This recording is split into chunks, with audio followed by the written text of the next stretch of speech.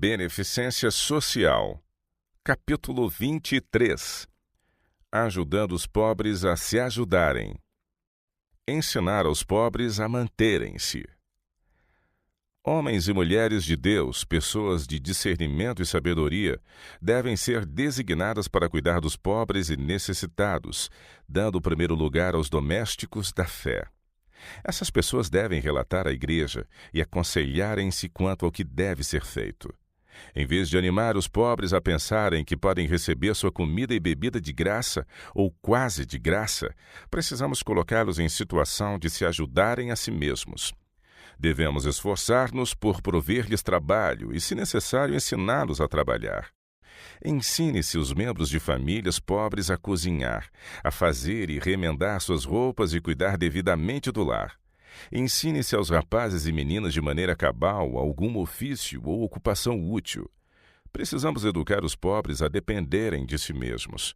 Isto será real auxílio, pois não somente os faz capazes de se manterem por si, como os habilitará a ajudarem aos outros.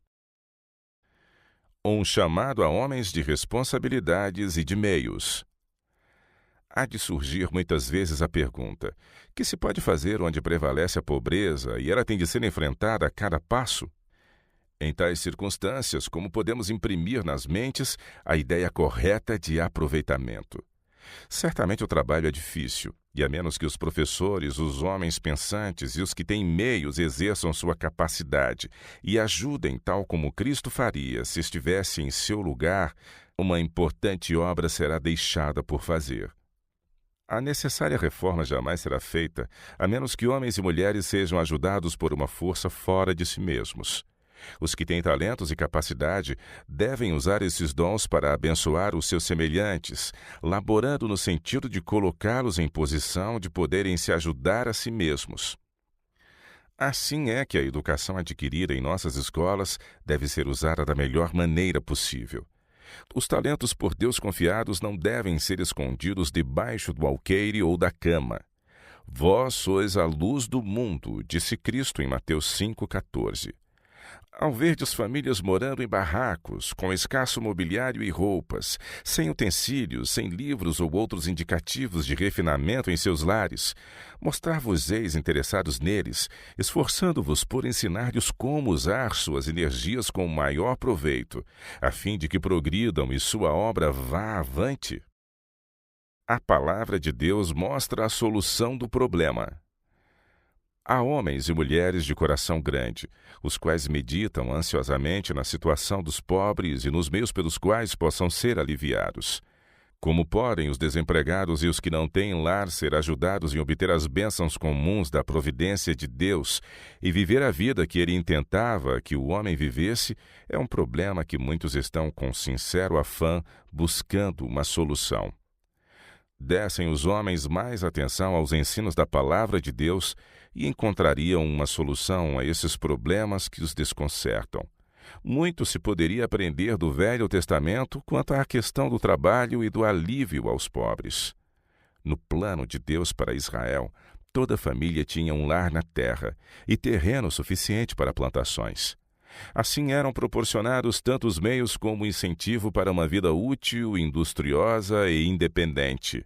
E nenhuma medida humana já excedeu a esse plano. Ao se haver apartado o mundo dele, deve-se em grande parte à pobreza e à miséria que hoje existem. Em Israel era considerado um dever o preparo industrial.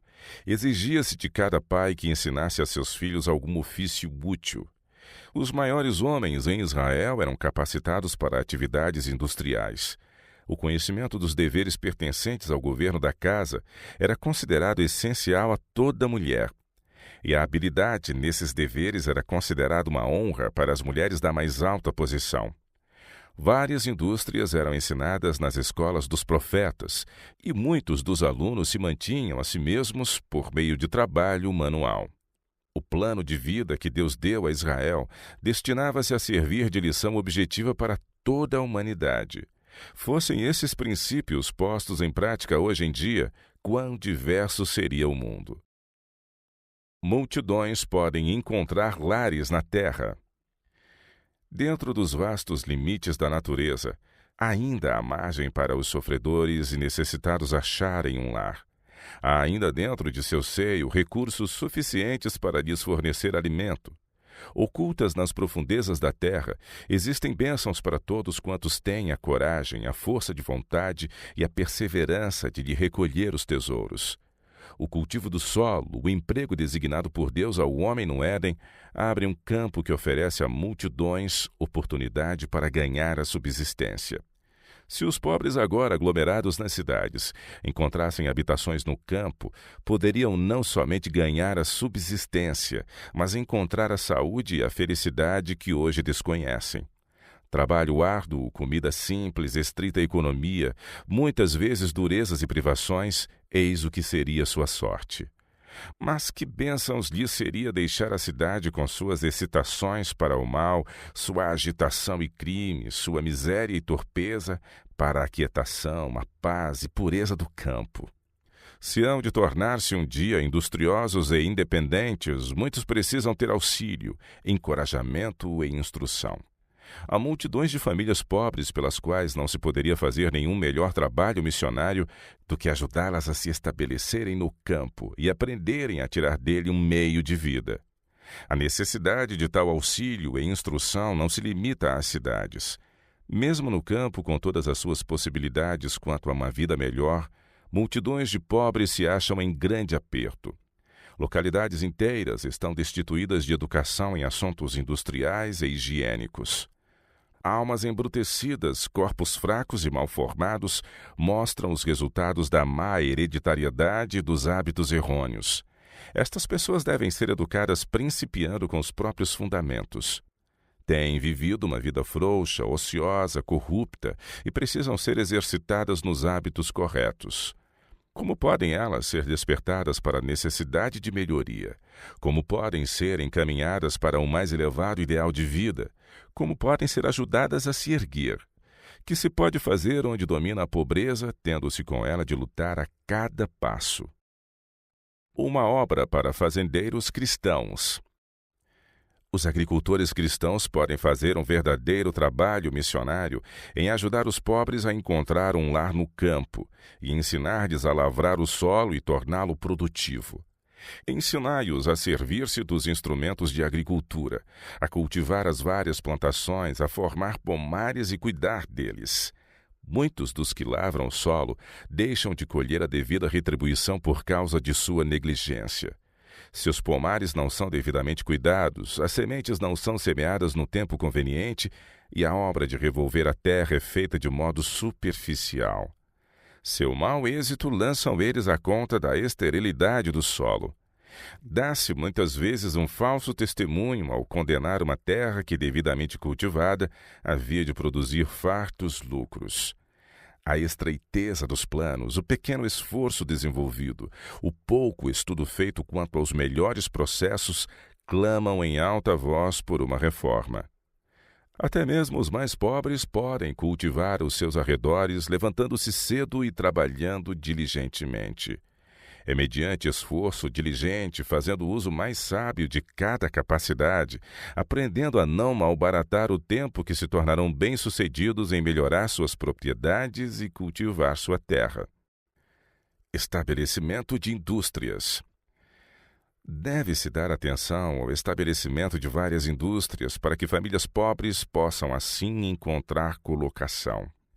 Carpinteiros, ferreiros, enfim, todos quantos têm conhecimento de algum ramo de trabalho útil devem sentir a responsabilidade de ensinar e ajudar o ignorante e o desempregado. No serviço aos pobres, há para as mulheres um vasto campo de utilidade, da mesma maneira que para os homens. A eficiente cozinheira, a dona de casa, a costureira, a enfermeira, de todas elas é necessário o auxílio.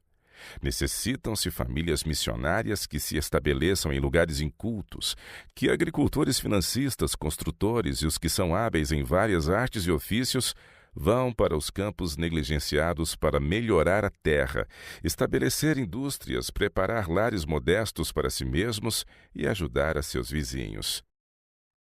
Ajudar os homens a se ajudarem. Dando instruções em atividades práticas, podemos muitas vezes ajudar os pobres da maneira mais eficaz. Em regra, os que não foram exercitados no trabalho não têm hábitos de indústria, perseverança, economia e abnegação. Não sabem se dirigir. Frequentemente, por falta de cuidado e são discernimento, há desperdícios que lhes manteriam a família com decência e conforto, fossem cuidadosa e economicamente empregados. Abundância de mantimento há na lavoura do pobre, mas alguns há que se consomem por falta de juízo. Podemos dar aos pobres e prejudicá-los, ensinando-os a depender de outros. A verdadeira caridade ajuda os homens a se ajudarem a si mesmos. A verdadeira beneficência significa mais que simples dádivas. Importa num real interesse no bem-estar dos outros. Cumpre-nos buscar compreender as necessidades dos pobres e dos aflitos e conceder-lhes o auxílio que mais benefício lhes proporcione. Dedicar pensamentos e tempo e esforço pessoal custa muitíssimo mais que dar meramente dinheiro, mas é a verdadeira caridade. Necessários esforço físico e poder moral. Esforço físico e poder moral devem estar unidos em nossos esforços para a regeneração e reforma. Devemos procurar adquirir conhecimento tanto no campo temporal como no espiritual, a fim de podermos comunicá-lo a outros. Devemos procurar viver o Evangelho em todos os seus ângulos, a fim de que suas bênçãos temporais e espirituais sejam sentidas ao redor de nós. Causar prejuízo involuntário. Podemos errar ao dar aos pobres donativos que não lhes seriam uma bênção, levando-os a sentir que não precisam esforçar-se e praticar a economia, visto que outros não permitirão que sofram. Não devemos apoiar a indolência nem encorajar hábitos de indulgência consigo mesmos, fornecendo-lhes os meios para tanto. Podeis dar aos pobres e prejudicá-los porque lhes ensinais a serem dependentes. Ensinai-lhes, em vez disto, a manterem a si mesmos. Isto será verdadeira ajuda. Os necessitados precisam ser postos em posição que lhes permita ajudarem a si mesmos. Os indolentes não devem ser sustentados. A palavra de Deus ensina que se alguém não trabalha, também não coma. O Senhor não exige que o que trabalha duro sustente os não diligentes. Há um desperdício de tempo, uma ausência de esforço que conduz à pobreza e à indigência. Se essas faltas não são vistas e corrigidas pelos que as toleram, tudo o que se fizer em seu benefício é como pôr tesouros num cesto furado. Mas há uma pobreza inevitável e devemos manifestar ternura e compaixão com os desafortunados. Devem os pobres procurar conselho. Há uma classe de irmãos pobres que não estão livres de tentação. Eles são maus administradores, não possuem bom senso. Desejam obter meios sem passar pelo demorado processo de trabalho diligente. Alguns têm tanta pressa de melhorar sua situação que se envolvem em vários empreendimentos sem consultar pessoas de bom senso e experiência. Suas expectativas raramente se concretizam. Em vez de ganhar, perdem, e então surgem a tentação e a disposição de invejar os ricos.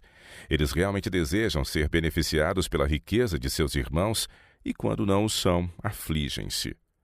Mas esses não são merecedores de ajuda especial. Eles sabem que seus esforços foram dispersivos. Mostram-se inconstantes nos negócios e cheios de ansiedade e cuidados que apresentam apenas pequeno retorno.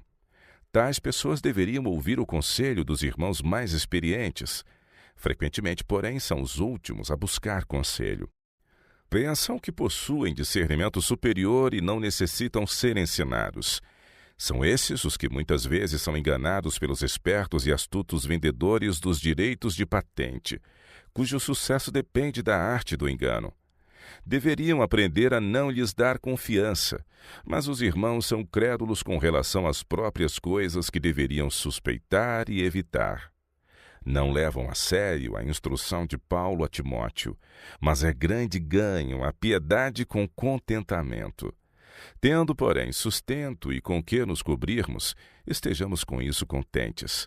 Não pensem os pobres que os ricos são os únicos cobiçosos.